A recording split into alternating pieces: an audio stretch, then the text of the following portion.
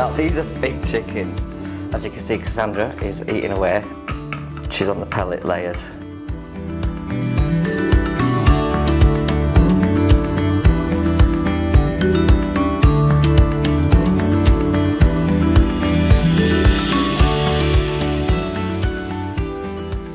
So in this episode, I'm going to give you a list of costs that I underestimated when I set up the original coop. Everything from like food, from buying your chicks or your chickens, or like I did, from an egg in an incubator. And what costs you need to know and what I wish I'd have known in the beginning. I brought her inside to do the shoot today because outside it is freezing, it's snowing outside, so I'm going to teach you everything I've learned so far about chickens. Now these ones are massive. So far they're 8 months and they're Brahma chickens. Now they are super friendly and super big. It's really important that you do your research on what breed of chicken you've got, at what age they'll be fully grown and they'll be egg laying ready, as all breeds are different. You want to start with at least 4 to 6 chickens, so I've got 6. Ideally I probably would have started with a little bit of a higher flock.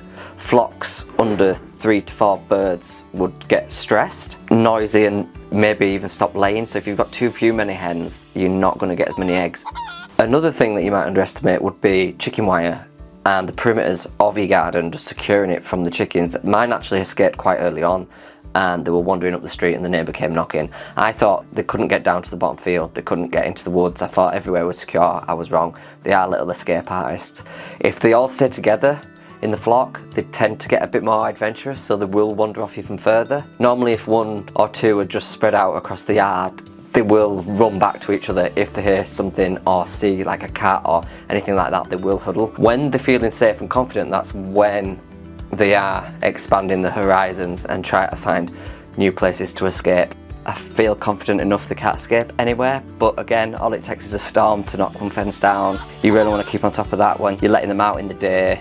You want to check on them every few hours because these guys do like to roam. They're pretty adventurous. They're little escape artists. So I was constantly trying to figure out the little gaps and the little areas that they were sneaking off from. It didn't even make sense to me, but the Brahma chickens jump quite high, so I've had to raise stuff higher than I expected. Build your perimeters to where you don't want the chickens to go. For example, I don't want them going anywhere near those vegetables that grow in that they're not allowed, and they need to stay away from particular areas. I don't want chicken poo where I'm going to sit out and have my breakfast at the table, so I kind of zone stuff off with fencing. I keep a certain section away from the dogs as well. Ernie's fine with the chickens, they get on like a house on fire. Ethel I wouldn't trust with the chickens at all. I think she'd actually eat them.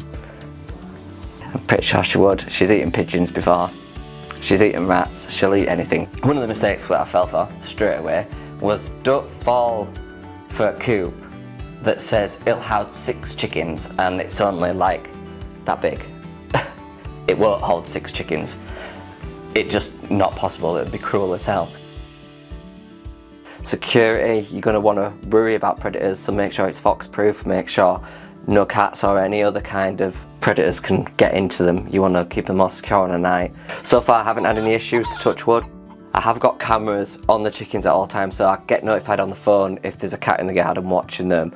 I haven't seen any foxes yet, fingers crossed we don't get foxes. The most common with everyone owning chickens, but you'll also get this if you've got rabbits or guinea pigs in your garden, is rats and mice.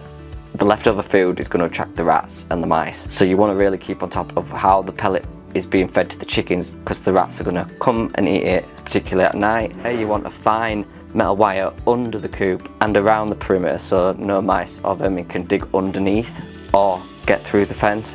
So you really want to secure that off. If they can't get in, they won't be getting any food, and if they're not getting any food, they're going to go elsewhere. Top tips I'd definitely give you is do your research into what breed of chicken you want. Do you want a small bantam chicken? Do you have the space for larger chickens, smaller chickens? If you're going to get a breed, how's it going to deal with the weather conditions of where you live? We live in Yorkshire, and in the winter it does get quite cold. So I was going out there every 4 or 5 hours, defrosting the water bowl 3 times a day, which is quite time consuming to have to go into the coop that often. I prefer to just go into the coop in the morning and have the door shut on the night I don't want to be going into the coop 4 times a day, it's unnecessary. However, it is only just this winter period. I know spring's coming, so I'll be back to normal. I do want to find a solution into some kind of water heating system or something where the water can be kept just to not let the water freeze. I don't understand, what's everyone else doing? Does the pipes not freeze over? Are they going to crack the beaks when they try to crack the ice? I don't know. Anyway, I'm figuring it out, but they've been fine. I've been checking on them all the time, but if I were to go away for a weekend or something, I would be worried when the temperatures are this cold. I wouldn't want to leave them unattended, so I do need to find some kind of solution, some solar panel system that might heat the water. I don't know, does that exist? I really need some advice on that, so if you've got any information, please comment below and give me any tips. Spring's coming, you're going to have a brand new coop, aren't you? You're going to have a brand new coop. These are one of the biggest chickens that you can physically get. So she's 8 months, and she's not going to be full size till she's 2, apparently. You'll read differently online that, oh, they'll be fully grown within 5 months. They're not, they're lying, they won't be. They won't start laying eggs until they're at least 8 months either, unlike other smaller chickens like your bantam chickens. If you like what you're watching and you want to see more, I really need your like and your subscribe. Just like here, like, just subscribe to the chickens. She's eating my plants now. Yeah, but it's fair enough, you can eat it. Originally when I set out to get chickens, I knew that I wanted to raise them from chicks. I wanted to have them know me from chick rather than buying them at egg ready. So she hatched 8 months ago, and we've raised her from eggs. So the flock is of 6, same 6, all hatched. I did it in an incubator.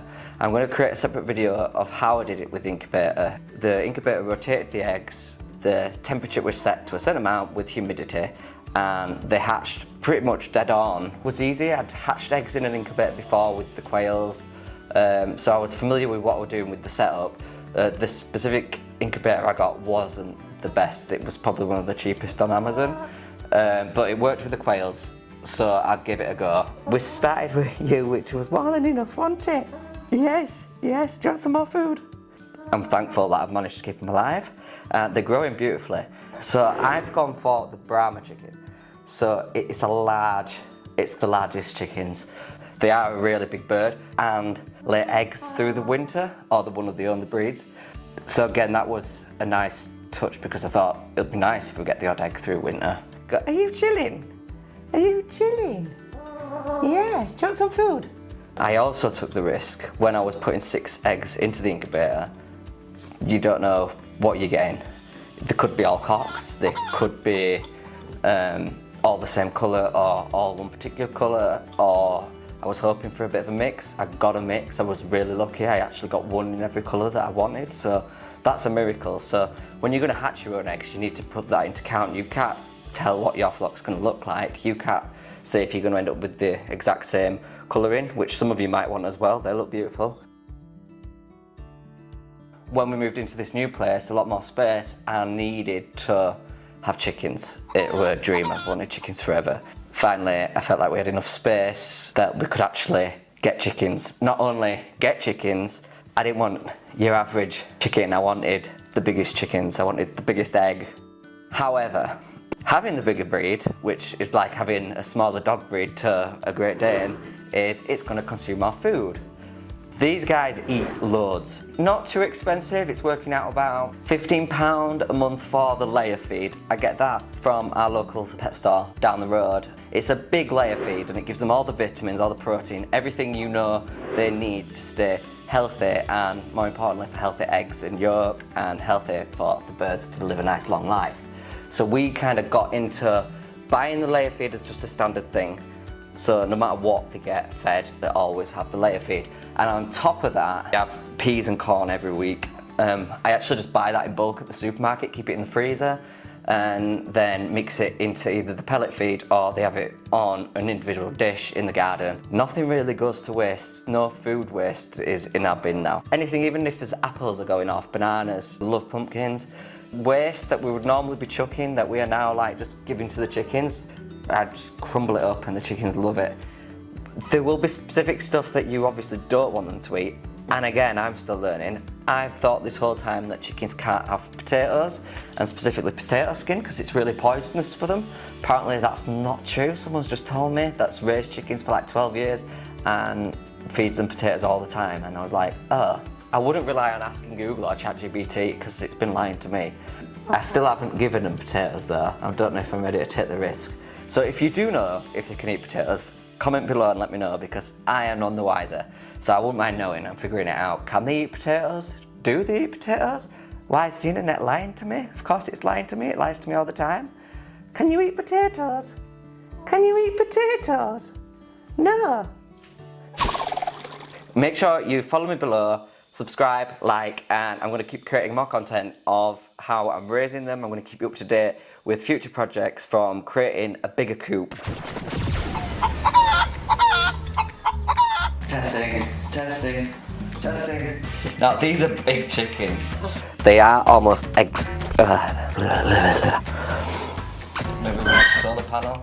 But anyway, I've just been interrupted. Sorry. Hey, why are you licking my life? What? Why are you looking at me weirdly? And are you listening to me? Are you listening to me?